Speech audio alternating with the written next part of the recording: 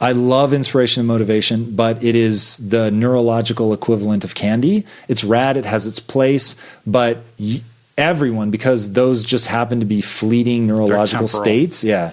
You just have to find something that's way more grounded. You need a mission. You need a grand why. You need to know what it is. And this is not a discovery. It's a thing you decide. I decided. Now, because I tell it as a story, people think, oh, it was unavoidable. He meets this kid, Rashawn, and that coupled with all the people that he worked with at Quest, it's sort of inevitable that he decides that he's going to build impact theory and try to change culture to give everyone an empowering mindset. Yeah, well, literally a year before I decided to found impact theory, my mission in life was to end metabolic disease. So it's like you decide and then you point yourself at something. Nothing is ever going to feel right. Like, this is what I was put on earth to do. It won't feel that way until about a year or 2 years after you've been saying that's what you're going to do, that that's what you're committed to, and actually acting in accordance with that. And then you'll be like, yeah, this actually is my mission. So I'm going to substitute mission for purpose. Your purpose is what you are here for. Your purpose is what do you wake up excited to do? Your purpose is what's the impact that you want to have on the world? What do you want to be known for? What do you want to create? Your purpose is the thing that keeps you going when you want to quit, when you want to give up, when you feel like it's not happening fast enough, when your goals aren't enough to keep you going. What is the thing that keeps you going? It's your purpose. To feel like what you are doing today matters, is meaningful, is going to have an impact. And people have asked me, somebody asked me yesterday, I was doing an IG Live, and somebody asked me, how do you keep going? You're one of the most consistent people I've ever seen in my life. How do you keep going? How do you keep making videos? Well, I feel like it matters. I'm living my purpose. I don't think what I'm doing is that unique, that special. I think everybody can do it. It's within reach for everybody to do it. The problem is most people are just chasing opportunity and just trying to make a quick buck. And making money is very important. It is very important. It's just not number one. Number one is your purpose. If you woke up and felt like today mattered, that it was going to mean something to somebody, you're going to show up in a totally different way. You're going to show up with more energy. It's going to be easier to say yes. I was making videos for years with getting almost no views, 0 comments. Why? Because I felt like what I was doing mattered. That if 100 people saw my video, that's 100 people that saw my video. Where if you're just chasing the end goal, if you're just chasing, oh, I need to have 1 million subscribers, or I need to have X in my bank account, you stop. You will quit because it gets too hard. Where if you actually felt like, I'm going to show up today and I'm going to do something that matters and it's going to change at least one person's life. There are some days when you feel like you can change the world, right? There are some days when you feel like I can do anything. I can change the world. I'm going to X, right? There are some days when you actually feel that and it's amazing. And there are some days where that feels too big and too scary and your purpose feels too overwhelming. And it should be aspirational. It should be beyond your reach. It should not be something that just gets solved in your lifetime. It's something that you want to swim forever, to climb forever, to keep chasing down. So there are some days where it feels too big. And on those days, don't stress about it being too big. Worry about, hey, I'm just going to help one person. For me, when I'm stressing out about making content, making videos, speaking on stage, whatever else I'm doing, some days like, I'm going to change the world today. And other days is, I hope I can reach a few people with the video. This is a Tuesday for me. I record videos on Tuesday. Every Tuesday I make content. It's in my calendar. And it's always the most stressful day for me in my week because I always want to make the best that I can. I want today's video to be the best that I can with what I've got because I want to have an impact. I want hopefully this video and the way that I say it, and just hope that this is the one that finally resonates with at least one person. The hope isn't I need this video to go get 1 million views or I'm a failure. The hope is that for you, maybe you're the one today, that the way that I say it hits you in the right spot that pushes you towards some kind of action. To take that thing that's been sitting inside your heart, that you've been sitting on for a long time, that you know you want to do, and get the permission, get the courage to actually go off and do the thing. That's what purpose does for you. Purpose demands that you grow into a better version of yourself because you won't do it just for yourself.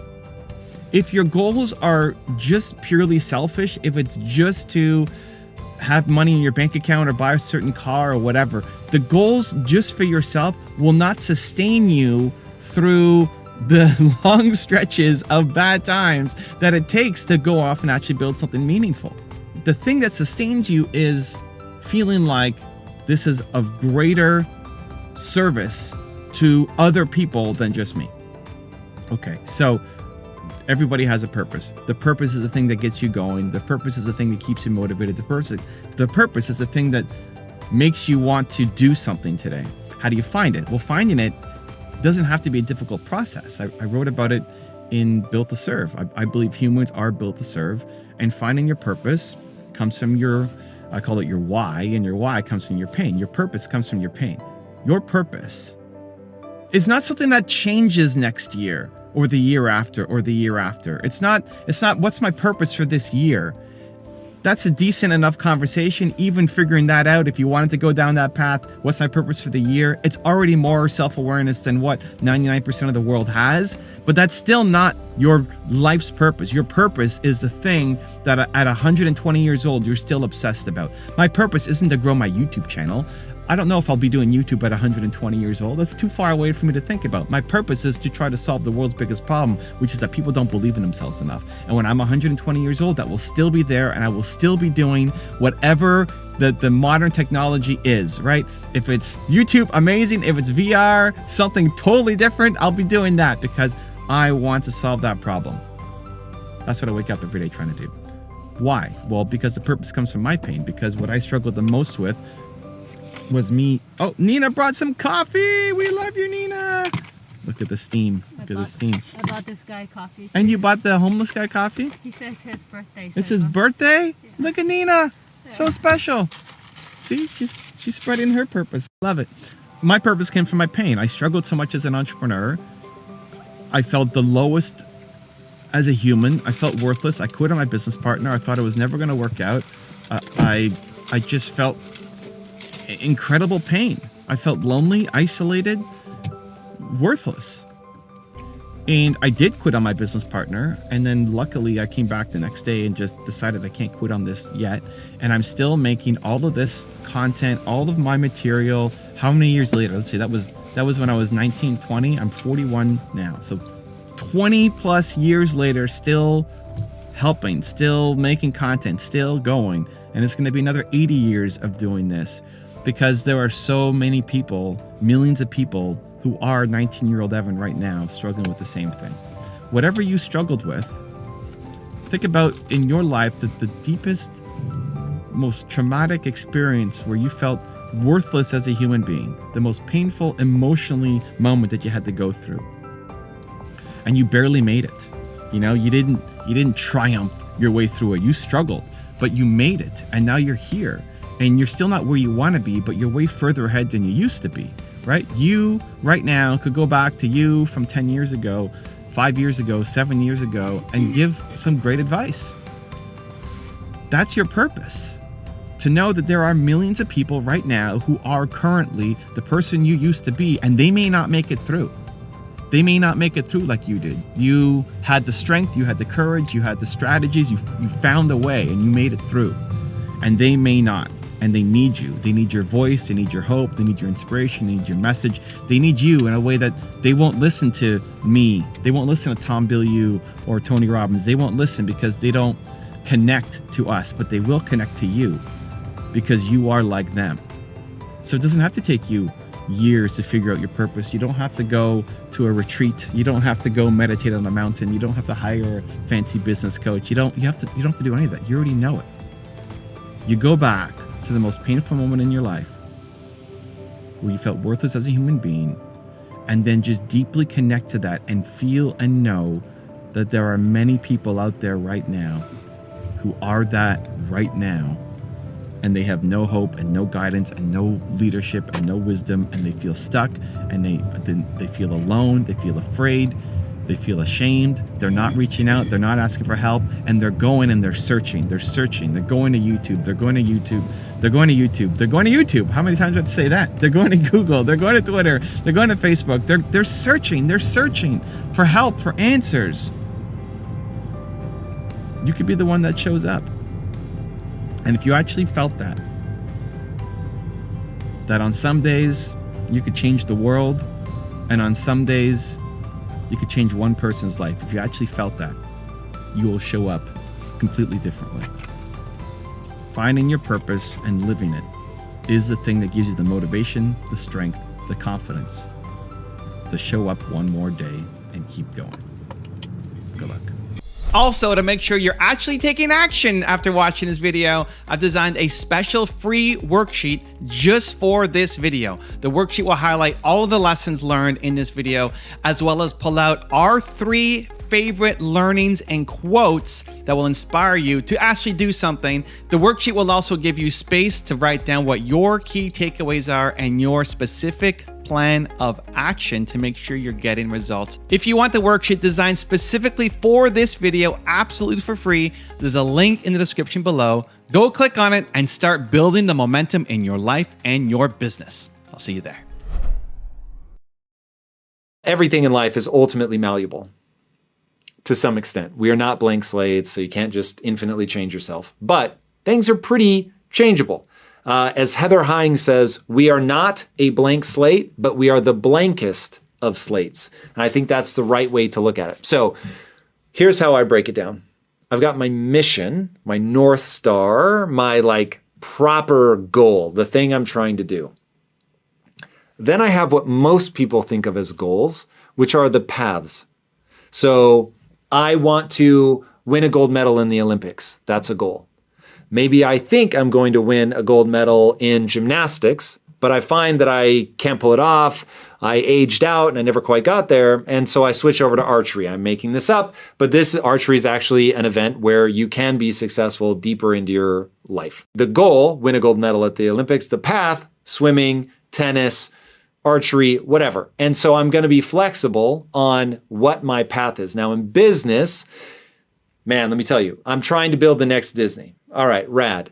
Now the path to get there, I wouldn't have told you 2 years ago was going to be NFTs. And now NFTs is a huge part of my strategy. So the goal of pulling people out of the matrix at scale using storytelling, that remains true. And that's why I'm building the next Disney. So that's my goal. That's my mission. That's my North Star. That's what I'm trying to do. Now, do I do that through YouTube videos? Do I do that through NFTs? Do I do it through getting a show on Netflix? What's it going to be? I don't really care, to be honest. I want to do whatever is most efficient and effective at getting me to the goal, which is to pull people out of the matrix at scale through storytelling. Okay? So you have to learn to differentiate between your mission and the path to get there.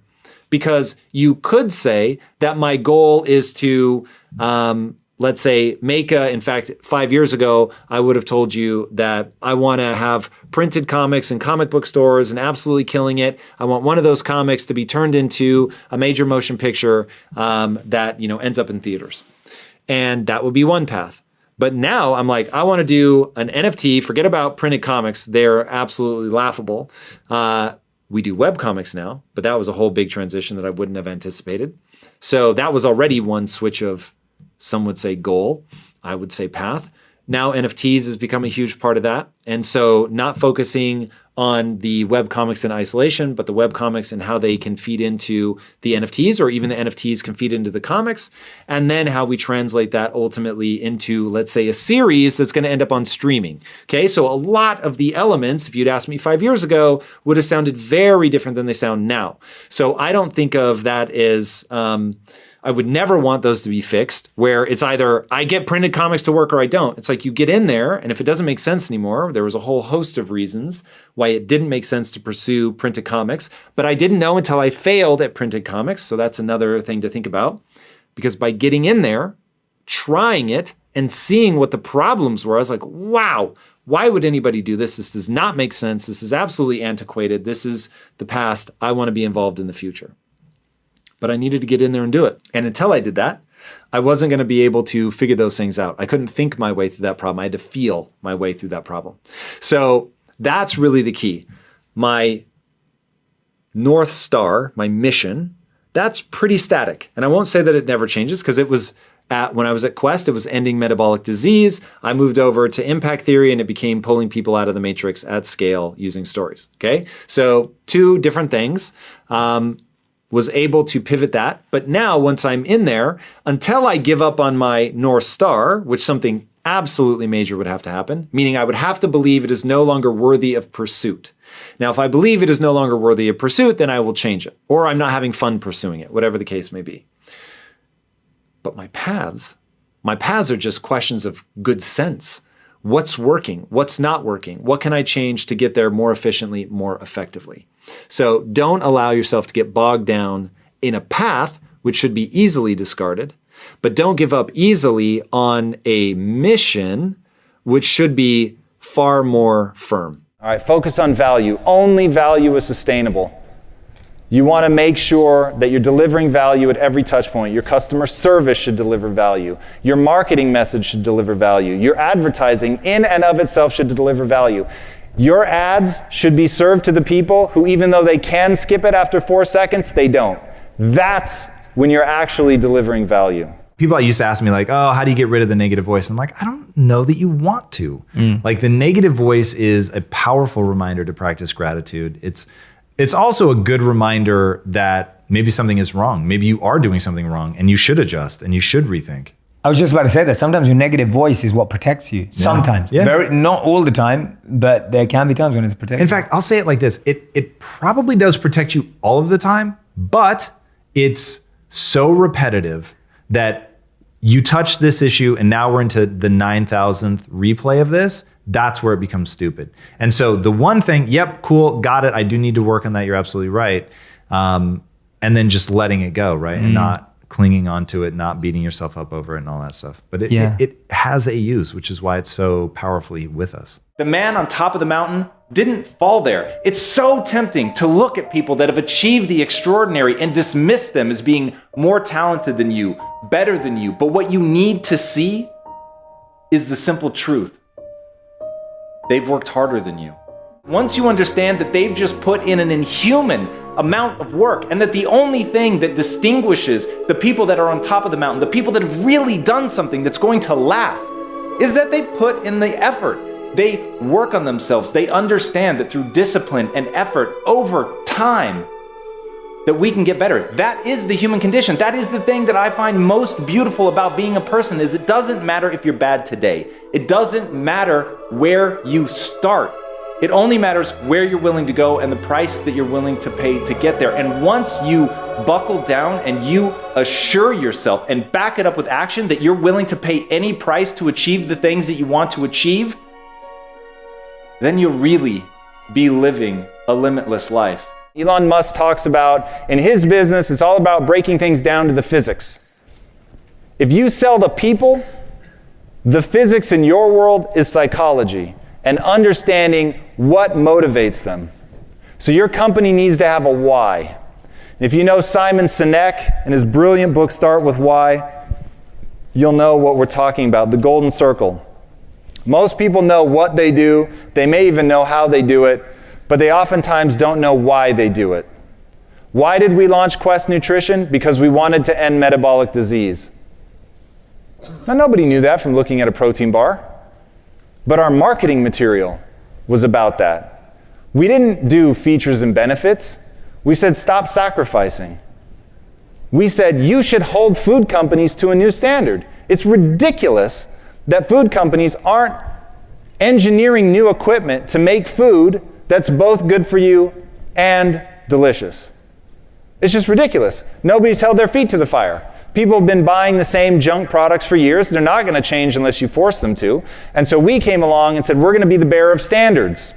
We know why we're doing what we're doing. So I can't release a product that has sugar in it. Why? Because that's not going to end metabolic disease. And that is my driver. I show up to work every day not thinking about making it rain and counting my money. I'm not swimming in it like Scrooge McDuck. I'm coming every day thinking about two people, my mom and my sister.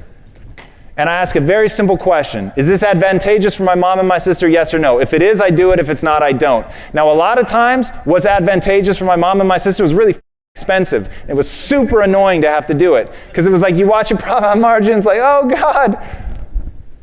But it becomes an easy filter, and every business has to have a filter. Every business needs to know what they say yes to and what they say no to. And if you don't have that blinding guiding light, when you scale, you will fall apart.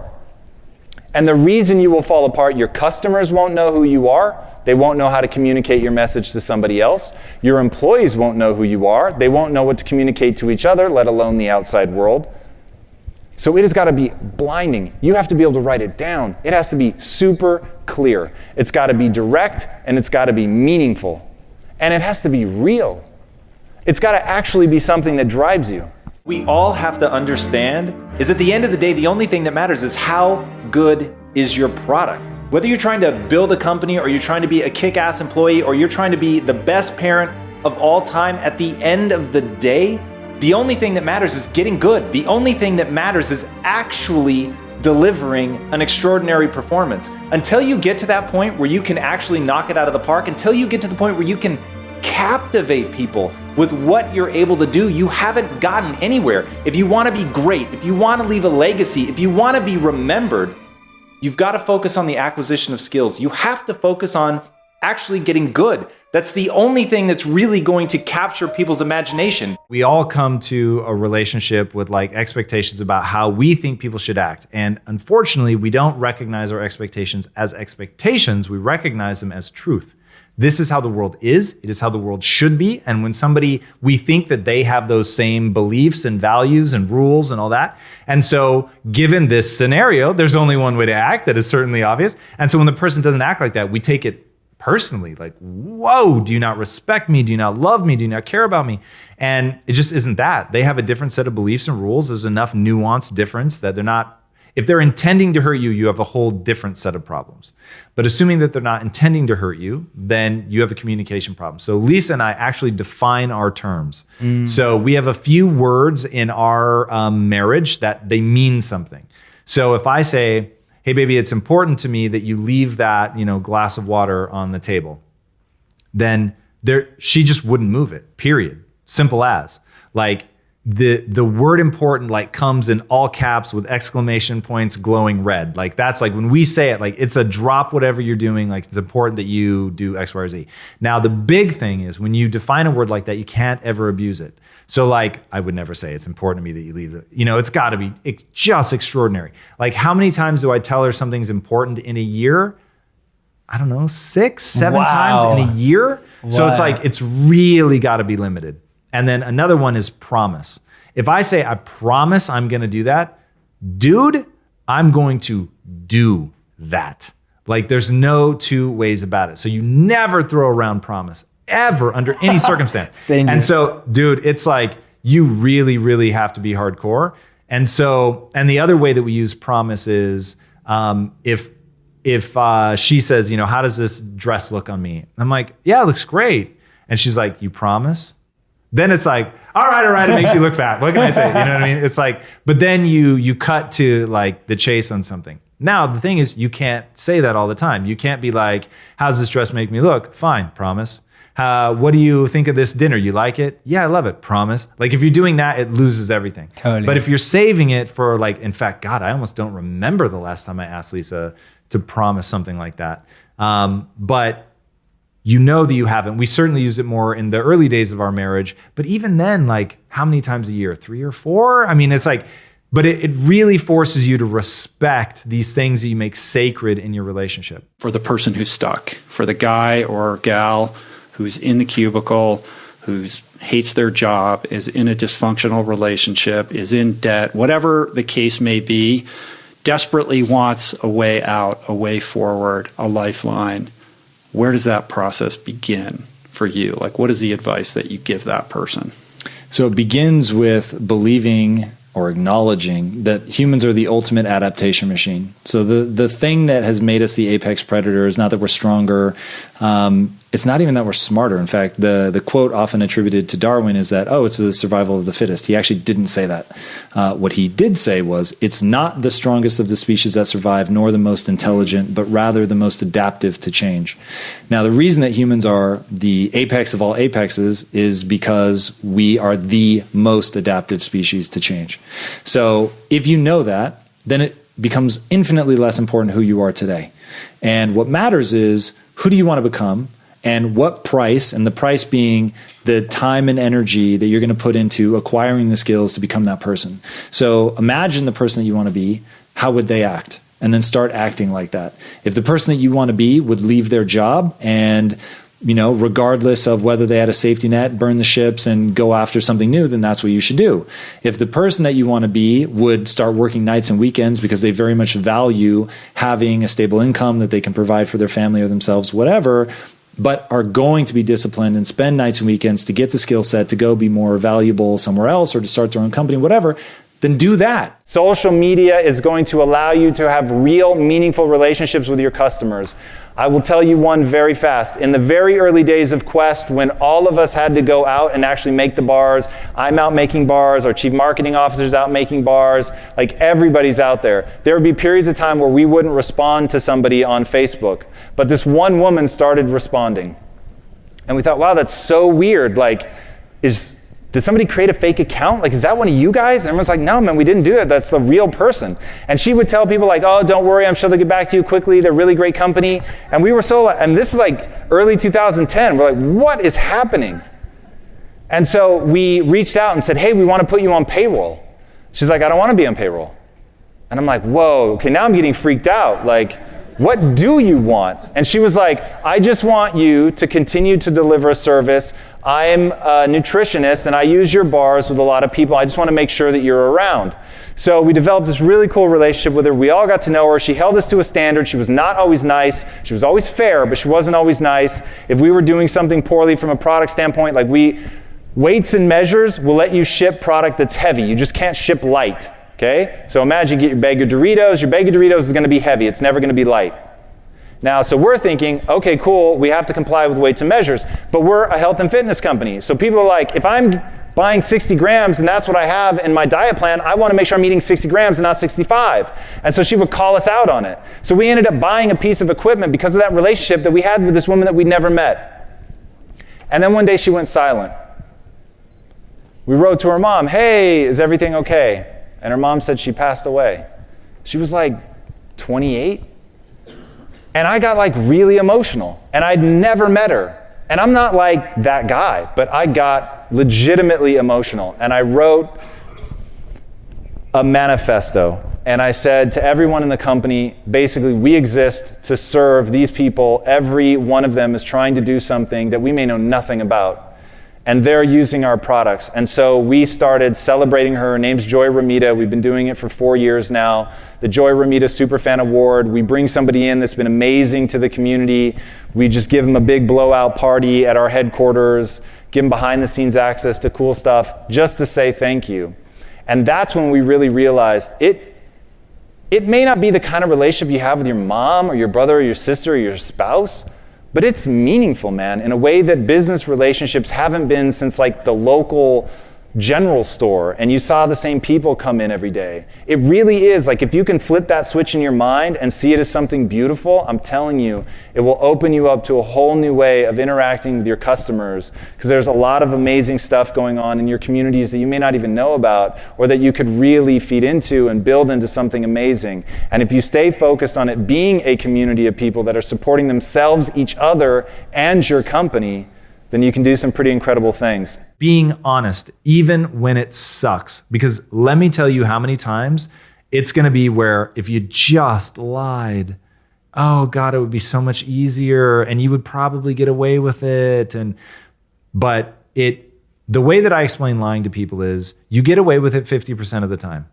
And so it tempts you to think it's a good strategy. But the other 50% of the time, it is cratering trust. And once you can't trust the person, all hope is lost. And there's nothing more beautiful than being in a relationship with somebody who makes you feel like they're number one, and that you totally trust them. And Lisa wrote this Instagram post about how she could see a photo of me with my arm around a woman or resting my head on a woman or hugging her or whatever. And it wouldn't even make her radar to question it. So that's the fun for us, is having that level of trust. Now it's like, I think it's Buffett that said you spend your entire life building your reputation, only takes 5 seconds to lose it.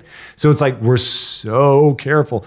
For 18 years, we've been earning trust with each other. So like, dude, so especially when I was back at Quest, and it was, women would come and flirt and hit on me because they wanted something, wanted to be sponsored by the company or whatever. And I was around literal bikini models like all the time.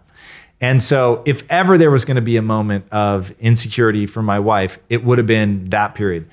A, she wasn't insecure. And B, the thought of throwing away 18 years of shared experience of all that trust and everything, sex is like rad and super exciting and I love it the most. But like compared to what I would have to give up for something like that, it just doesn't rate on the radar.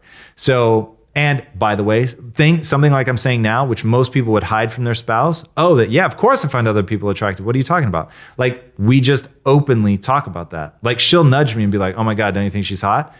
It's like, that's just, we set up early on in the relationship to be aggressively ourselves. And one thing that we both were really honest about was, I was like, look, it is human nature. You are going to find other guys attractive. And I will actually trust you more if you admit when you find somebody attractive than if you say something stupid like, I only have eyes for you. Oh, really? You're the only human in all of history to like, transcend their human nature? Like, it doesn't make sense. Yeah. And then that's a super fragile place to be, because what happens if I get older? What happens if I get injured or scarred? Like, then I'm really supposed to believe that suddenly you're more attracted to somebody with a scar than somebody without? Like, it doesn't make sense. So we all live in this fragile bubble of, well, as long as they lie to me, it's okay. And as long as I'm willing to believe, and even though secretly I know it's a lie, and then it's the more pious than thou, like, oh my God, she's thinking all these nice things about me, but I'm actually finding other people attractive and I'm just lying about it. And so then you're like, wait, if I'm lying about it, is she lying about it? And so it erodes all that trust. So from the jump, we were like, look, you're going to find other people attractive. I'm going to find other people attractive. But let me introduce you to this magical word called commitment.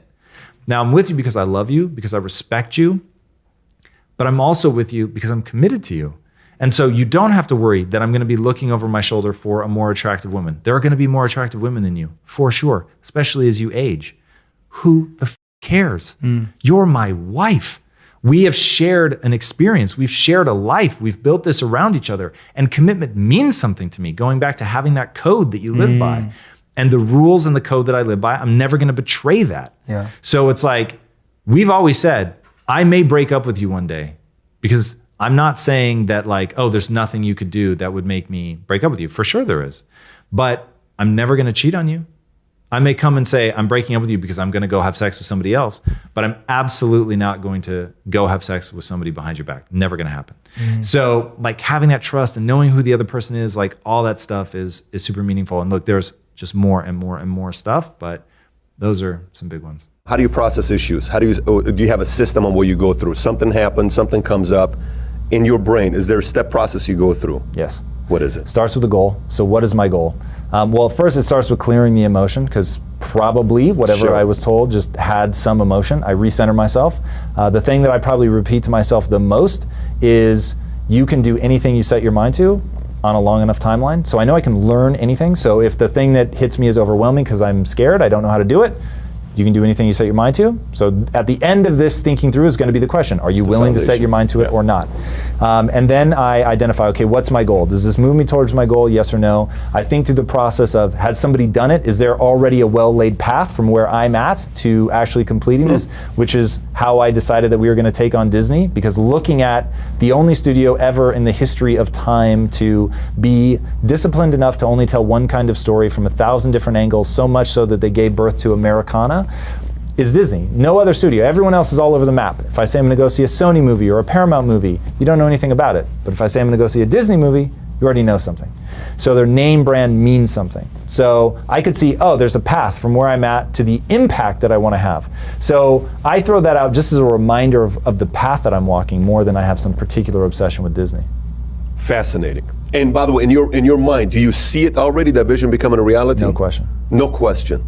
No question about it. For sure. And look, I have days of where I'm like, how the am I actually Yeah. going to do this? But then you come back to, you can learn anything you set your mind to, so just keep marching forward. I applied to USC, but didn't realize you had to apply to USC Film School separately. So I get into USC, but I have terrible SAT scores. I took a 990, or I took it twice and I got a 990 combined score. It's terrible.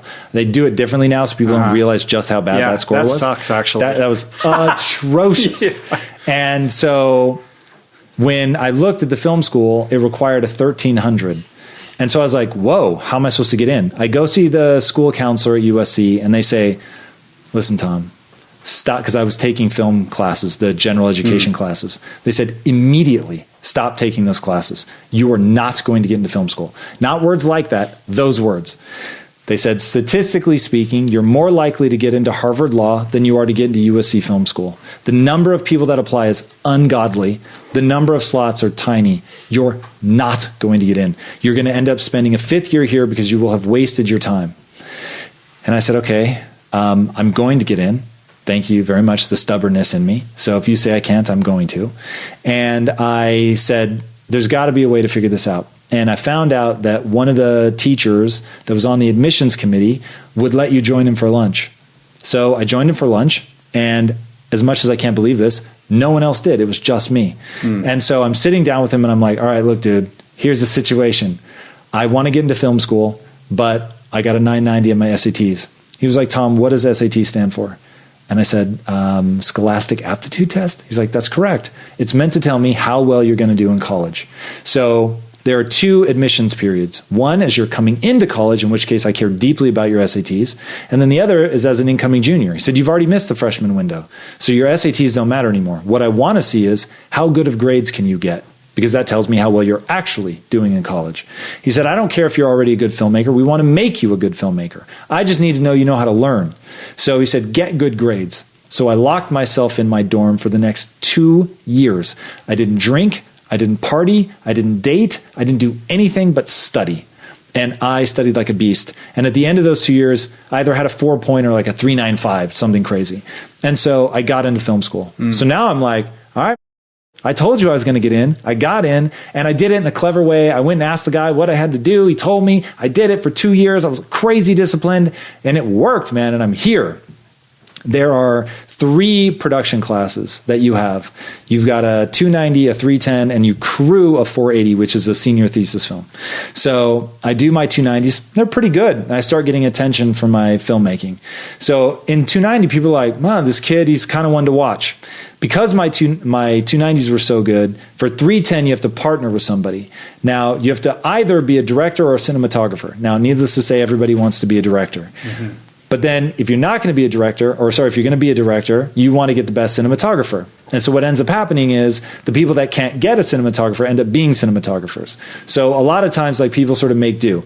I wanted to be a director, and one of the other best directors wanted to be a cinematographer. So now everybody wanted him as their cinematographer, and he chose me. So now I've been one to watch in 290. I get the ideal partner for 310, and we kill our 310. How'd you get that guy? He thought I was talented, fun to be around, and that I was one to watch. And so in terms of, I would be a good person to partner with in order to get a good 480. So partners with me and we kill it. And we don't make the classic mistake that most student filmmakers make, which is to tell a feature-length film as a silent film. So we told a very short moment in time as a silent black and white film where you wouldn't expect people to talk anyway, so it didn't feel like a silent film.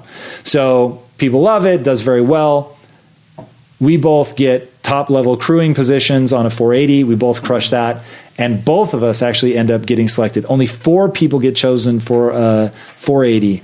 And we both got selected to direct a 480. So now I go from, you're never getting into film school, kid, you're more likely to get into Harvard Law than USC Film, to being one of only 4 people to not only get in, but direct a senior thesis film.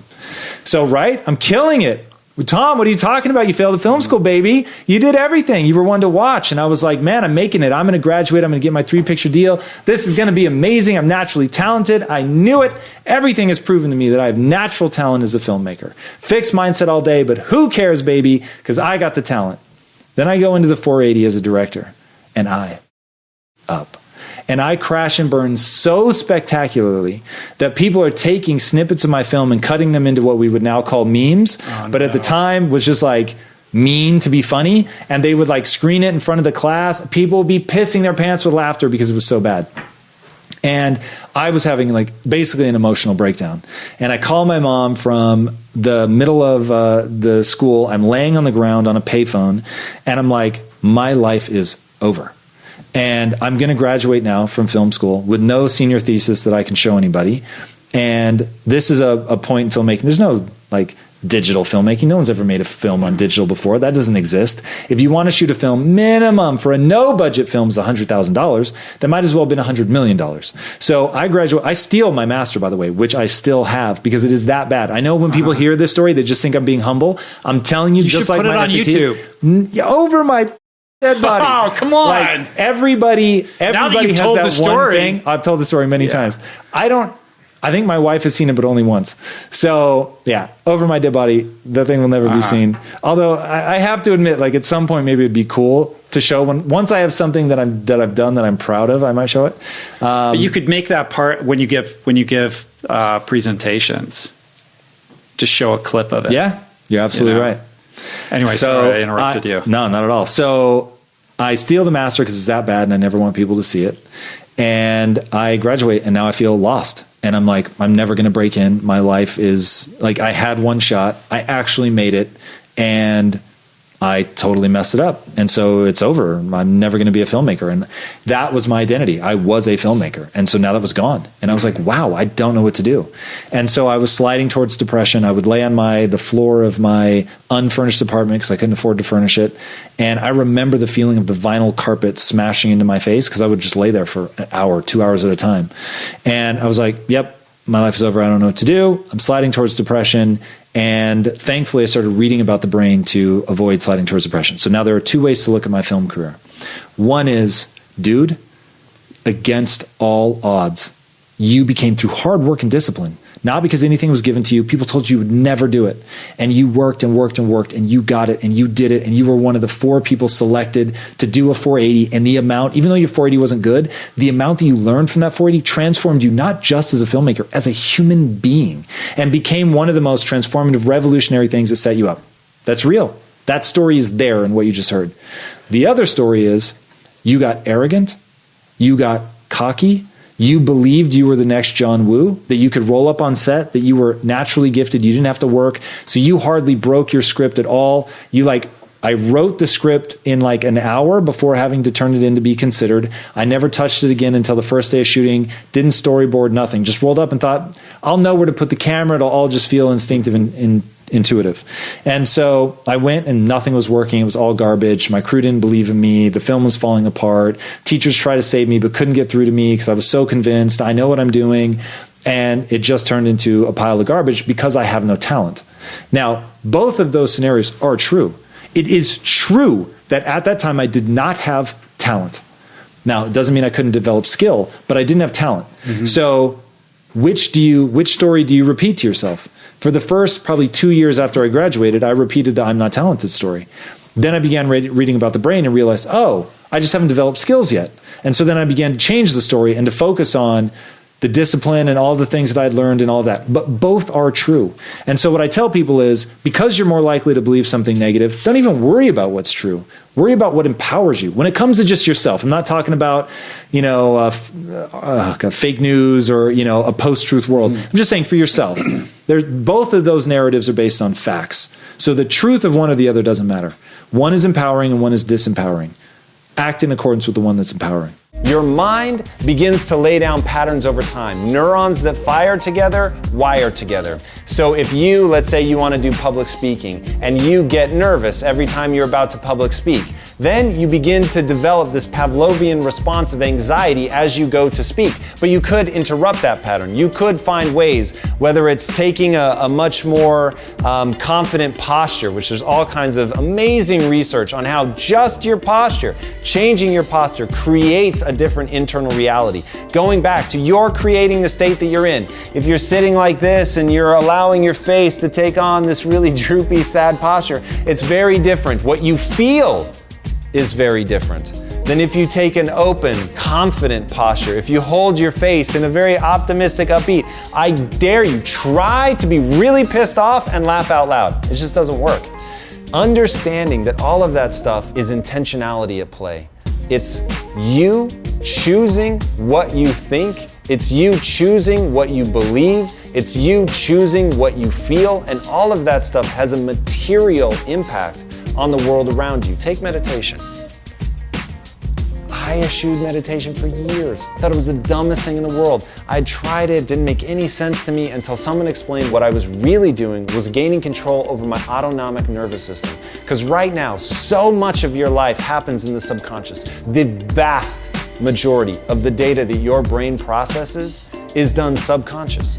In fact, the conscious mind is the last person to know. If you guys have seen David Eagleman and what he talks about, how there's all this neurological activity going on, things that are known, things that are discarded, things that are moved towards, and the last person to know about it is your conscious mind. Despite the fact that he's going to take credit for all of it, your conscious mind is actually the last to know. So being able to take control of the autonomic nervous system is so powerful. It's going to allow you to center yourself before giving a speech. It's going to allow you to calm yourself before taking a test. It's going to allow you to perform at a higher level. Take the Navy SEALs. The Navy SEALs teach breathing exercises. The Navy SEALs teach meditative practices, because when you get into a combat situation and things are flying and moving really fast and it is literally a life or death situation, you've got to learn to calm your autonomic nervous system. And if you can't do that, if you can't lower your rate of breathing, if you can't calm your heart rate, if you can't push the blood back into your prefrontal cortex so that you can make the right decisions and quickly, you're screwed. So learning that this is all intention, learning that your brain is housed in a shell and it never sees the light of day, it never actually encounters sound. It encounters electrical and chemical signals, and from that it paints the best version of reality that it can. But it isn't the total reality, and it isn't objective. Once you accept that, once you get that there's even a crack in that door of subjectivity and that you can control that subjectivity, then all of a sudden your beliefs become things to control and manipulate, to move and construct around something that serves you. List the beliefs that you have about yourself and put them in two different sides. On one side, I want you to list the things that empower you and move you forward. On the other side, I want you to list the things that demotivate or demean you and move you away from your goals. And then I want you to look at the balance. My guess is most of you have more beliefs about yourself that are detrimental, that make you less of who you are, than you have on the positive side of things that make you bigger, that make you more confident, that give you the courage and the audacity to move forward. Once you realize both of those are fake, both of those are merely a representation that your mind has chosen to give you, and they're not objectively true, then you can realize, hey, I can change these. I can choose to believe things that empower me. I can choose to ignore things that move me backwards or change them. But it's all a construct. Never going to be right all the time, yet you have to move forward as if you are right. You have to come to a conclusion about what is the most sure path to your goal and be marching down that path. This is advanced class shit, but you also have to be able to go, am I right? So at the same time, you're racing forward as fast as you can. You've got to occasionally check yourself and say, is this actually working? Is there data that I can look at? What empirical evidence do I have that I'm actually going in the right direction? Now, you want to know where I spend the vast majority of my time? It's in that. If I'm not actively executing, and even sometimes when I am actively executing, I'm doing these little checks. What's the data? What data points can I look at? So not like it feels right, not I want to do it. Is there data that I can look at that tells me I'm either going in the right direction or I'm not? So I have that feeling all the time. I'm trying actively to delude myself, since the people that are most delusional are the happiest. I'm trying to delude myself to make sure that I'm going with enthusiasm. I'm trying to delude myself that despite the fact that I know next to nothing of what I'm going to ultimately need to know in order to succeed, that I keep going. That is fundamental and critical. And then, whilst I'm deluding myself, I'm checking to make sure that that delusion never gets out of hand, that I'm still grounded in reality, that I'm still checking myself against data.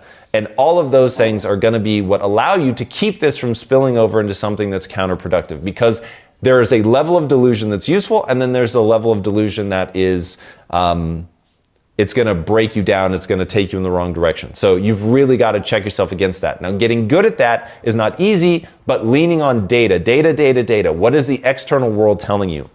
And not being afraid to see that the external world is telling you that you're going in the wrong direction, and then being able to pivot. I own a nutrition company, but I am not a thought leader. I'm an influencer. I have a thought leader that I trust, that I listen to, happens to be my business partner.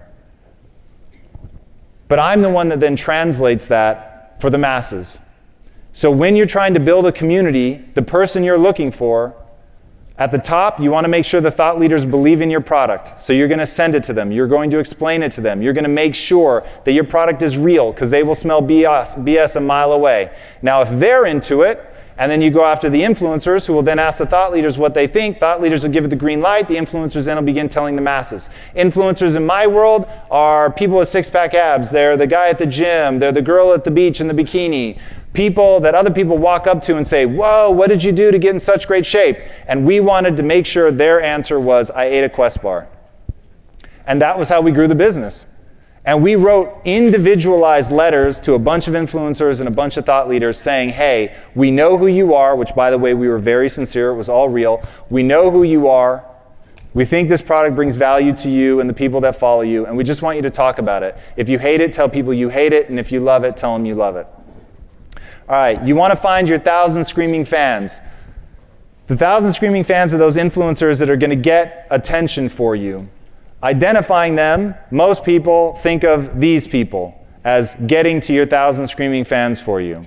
But what they should be thinking about is this. Now, I'm sure most of you knew the people in the previous slide, and I'm sure most of you don't know any of the people in this slide.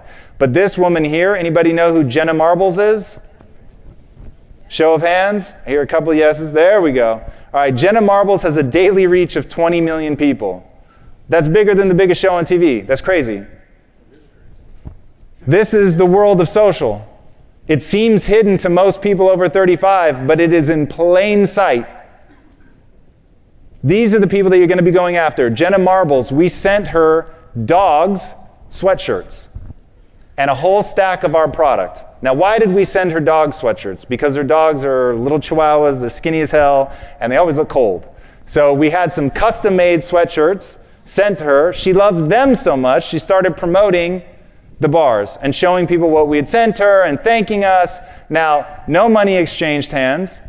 It was just us doing something that she would think was cool, that her followers would think was cool, and we got to tap into that reach. That's the power of social. I won't belabor these points. Social is still, despite what you may think, largely free. It's real-time connection, raw feedback. Think 30 years ago how much you would have paid for real-time feedback from your actual customers, written right to you, telling you if they think you're amazing or a jerk or whatever they may think is absolutely incredible, and they want you to respond and win them back over. It is amazing. It lets you test things rapidly, which is amazing, and it lets you build a community very rapidly. Connecting to something other than the money, I was finally able to really see and understand what it was that motivated me, and I confessed to them that money was not my highest priority in business. My highest priority was camaraderie. I wanted to connect. I wanted to bring something of value to the customer. I wanted to think about the customer. I wanted to be myself, and I wanted to market in a way that was inclusive and created a community. And in that community, we could do something more than just sell products. And so we decided to sell that company because they felt the same. And they wanted to do something based on passion. They wanted to have the energy and excitement to see things through. And for 3 very different reasons, we decided to form Quest Nutrition. Now, as I mentioned, I grew up in a morbidly obese family. So for me, I was never going to chase money again. And I told them that. I was only going to focus on value creation. And it had to be something that I had a deep and personal connection to. So for me, I started thinking every day about saving my mom and my sister.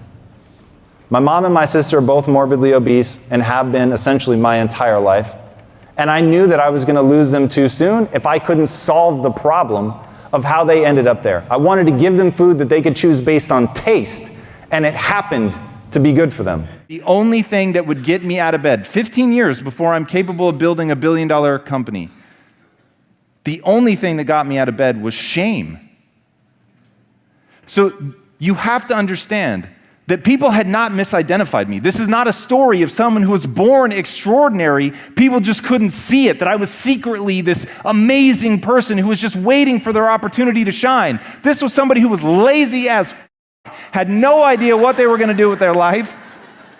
I had no idea how I was going to pull it off. I was absolutely terrified. Every time I looked in the mirror, I saw me staring back, and I knew how lazy I was. I knew how afraid I was. I knew how insecure I was. I knew that at my core, I wanted people to like me, and I was terrified that they had every reason in the world not to like me. But instead of becoming someone who was worthy of self-respect, who was worthy of their respect, all I was trying to do was campaign. I was trying to posture. I was trying to create the illusion that I was something because that seemed like I could do it fast instead of just buckling down and doing the hard-ass work of becoming somebody new. Because I had one failed misunderstanding. I believed that my talent and intelligence were fixed traits. I was born a certain way, and life was about making the most of what I'd been born with. What I did not yet understand is the reason humans are the ultimate apex predator, the reason that we have taken over the globe in a way that no other species has, is because we are the ultimate adaptation machine. Darwin is often misquoted as saying it's the strongest of the species that survive. He did not say that. What he said was it's neither the strongest of the species that survive nor the most intelligent, but rather the most adaptive to change. Getting good at being strategic. And this is why I'm always reading business books, I'm always reading about the mind, and I'm always trying to learn about what industry I'm going into. So right now, boys and girls, I am enmeshed in the world of comics. And I'm trying to ask and answer some very fundamental questions about why the industry is so broken. So first of all, you have to understand it well enough to see that it is broken. Then second, you've got to understand it well enough that you can actually figure out what are the real answers to this. So diving in, reading what you can, finding out who are the influencers in that space, who are the real thought leaders, who's got insight into this that's going to be incredibly usable. Once you have that, then you begin compiling your own worldview of that thing. You need something else that's going to get you off the hook, and it has to be that core belief system in your life, a belief system that you put in place when you were emotionally sober, and you said to yourself, I'm making a pledge. I do and believe that which moves me towards my goals, period. Not when it's convenient, always. And that becomes the guiding light in my life. If the guiding light in your life is that you only do and believe that which moves you towards your goals, when you get into that loop of beating yourself up and thinking that you're worthless or that you're never going to make it, remember that. That belief does not serve you. And you don't do things that don't serve you. And not to rat anybody out, but do you know how many people just today have broke down in tears in front of me? And the punchline is always the same. They don't think they're going to make it. They become convinced they're more lost than other people. They're less capable than other people. That while other people are going to have these beautiful lives, not them. Here's the irony. Everyone feels that way. Everyone goes through moments of doubt and despair. So you need something to protect your mindset against that loop because it will chip away at you. And the belief is very simple. You don't do things that don't serve you. The first thing you need to do, whenever somebody wants something, they know what they want. They've got a clear goal. They're prepared to do the work, but they just find there's pretty radical inconsistencies as they're trying to move along that path to really get something going. Number one is that you need to really get amped up about why that goal matters to you. Because once you know why the goal matters, that's going to be that thing that gives you meaning and purpose, that turns into a passion, that allows you to show up and keep doing it when you're bored. because boredom kills more dreams than failure. I just promise you. You just get to the point where it's such a grind and you've got to do it day after day, month after month, year after year. It's just like it really drags on. It's like that old Outkast song, forever, forever, ever, forever, ever. It's like it's easy to do something once, maybe you can do it for a week, but when you have to just keep at the grind, then you really have to have a strong why. So figuring out why is it that you care enough about this? Because by the way, if you don't care enough about it to do all this, go find something that you do care enough about to go after. Because you can do anything you want in life, just not everything. Now, if you're as angered by that notion as I am, you realize whatever it is you're going to give yourself over to and do all the way, it needs to be something that you are really on fire about. Now, getting on fire about something, you're not born with that. You cultivate that fire. So you're going to pick something, starts as an interest. You're going to pick it, engage with it, fan the flames of that fire by talking about it to yourself, to your friends, to your family, to anybody who will listen about why it matters to you. And then you go hard on that. So like for me, I'm trying to build the next Disney. But why? Why am I trying to build the next Disney? Because I've worked with so many people in the inner cities that were extraordinary, far smarter than I am, and they're doing nothing with their life. Why? Because they don't have the right frame of reference. Their mindset is so limited that even though they have all of this natural skill that they could build upon and turn into something absolutely extraordinary, they're not doing it because they're not thinking about themselves and the world in the right way. Okay, I'm not prepared to live in that world. Right now in America, the number one predictor of your future success is your zip code. Okay, I want to introduce you to a word, maybe you know it, maybe you don't, called an animus. Something that pisses you off enough that it animates you to take action.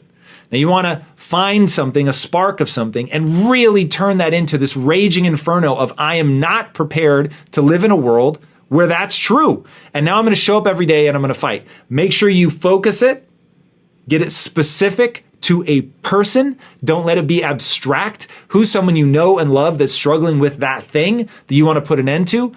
Do you have a mom that's struggling with depression, a brother that has massive anxiety, whatever the case may be?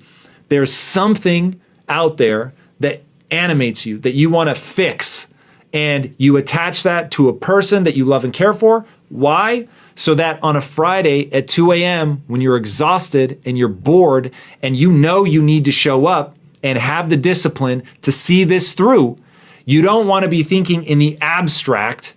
You want to be thinking very concretely about a person who is struggling with that thing, and then you can fight for them. I always said at Quest, I was trying to end metabolic disease because my mom and my sister were morbidly obese, and I didn't want them to die.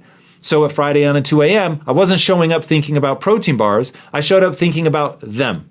And suddenly when you're fighting for somebody like that and it's personal, you'll have the energy that you need to see it through. I believe the very meaning of life is to find out how many skills you can acquire that have utility and then put that utility to the test in service of someone else. It's what the ancient Greeks called techne. I've worked my ass off for this set of skills. They are unique to me, and they help other people. And in being able to help other people was something that I worked very hard for. I feel good about myself. And I will make you guys one promise right here today. The game you're playing, please listen to this, so that you don't end up wasting years of your life like I did mine. The game that you're playing is not success. The game that you're playing is not money. The game that you're playing is brain chemistry. It's about fulfillment. The only thing ultimately that's ever going to matter in your life is how you feel about yourself when you're by yourself. Father-in-law once gave me this advice. He was the first person I met that had really been successful, and he said, what you want to do is know more about any situation than anyone else in the world. And I actually remember what I said to him. I said, yeah, my boss doesn't really think like that. I have since apologized to my father-in-law for giving me such an amazing piece of information and me doing nothing with it for like 6 years. But once I understood that the only path to excellence is to truly become an expert. The only path to excellence is to actually get good at something. These days, in a hyper-connected world where within minutes of an interaction with you, your product, whatever, someone can have a global audience and tell people what they think, that product better be awesome. But the great news is the world's been democratized now. You no longer have to have a $150 million ad budget in order to cut through the clutter. In our first 8 months, we were profitable at month 6. In our first 8 months, we didn't invest more than $10,000 because we had a product that actually delivered value. Our marketing message delivered value.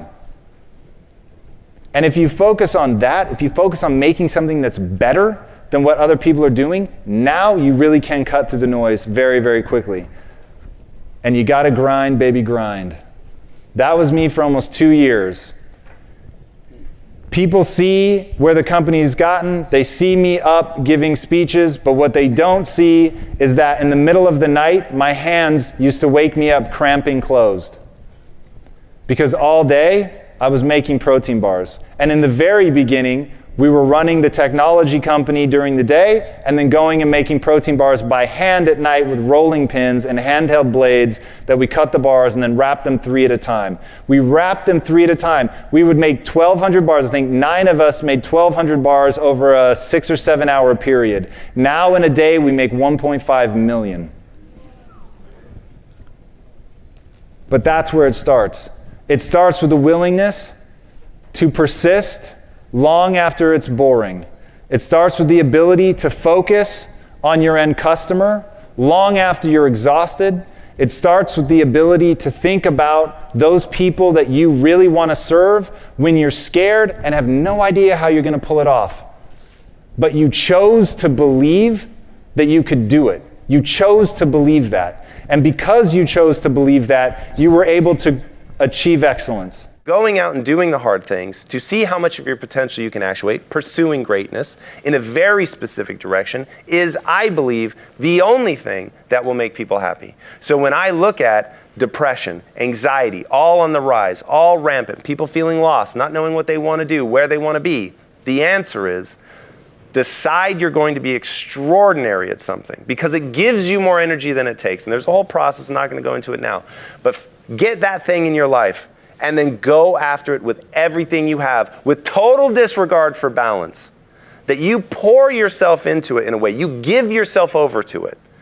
And I think we have one more bifurcation. You've got the family, which provides a similar sense of deep fulfillment, and I think that's a perfectly valid choice. And if you don't hear the incongruous nature with what I'm saying, I'm not saying it very well. But those are the two paths that I see humans go on. People that are parents, the kid was born, changed my life, perspective, totally done, right? Like you know the talk and how it feels. And then on this side, you've got an equal lack of balance, all in, totally committed, do or die, I would give myself over to this thing that I'm building, right? And that's where I'm at.